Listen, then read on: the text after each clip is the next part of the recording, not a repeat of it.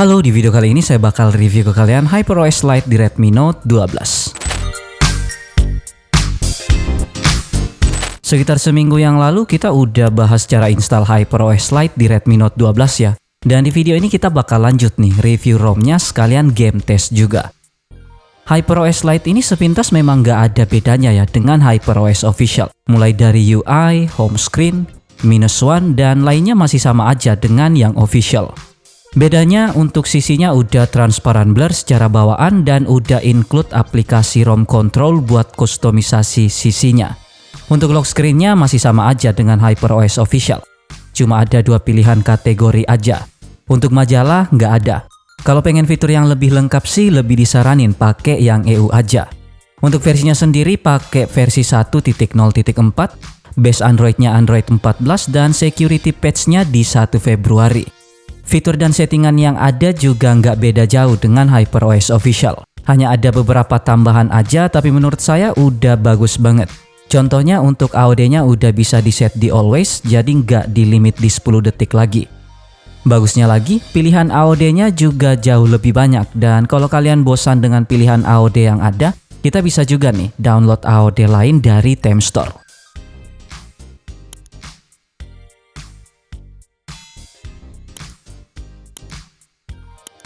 Selain itu pilihan refresh rate-nya juga udah bisa di set di 90 Hz dan ada tambahan peningkatan gambar AI juga. Tapi perlu diingat nih, peningkatan gambar AI ini cuma support untuk file media yang ada di galeri dan fitur equalizer-nya juga tetap tersedia. Nah, settingan home screen atau HyperOS launcher-nya juga jauh lebih banyak ya dari HyperOS Official. Di sini udah ada fitur DT2S juga. Terus kalian bisa atur ukuran font nama aplikasi dan masih banyak lagi.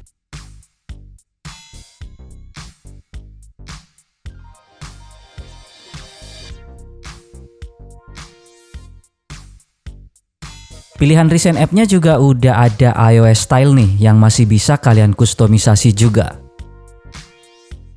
Yang terakhir masih ada floating windows, sidebar, penambahan memori sampai 8 GB dan ruang kedua. Nah, buat kalian yang nyari toolbox, posisinya ada di Mi Security ya. Kameranya tetap pakai UI yang terbaru juga, tapi mode-mode dan fitur yang ada masih sama aja.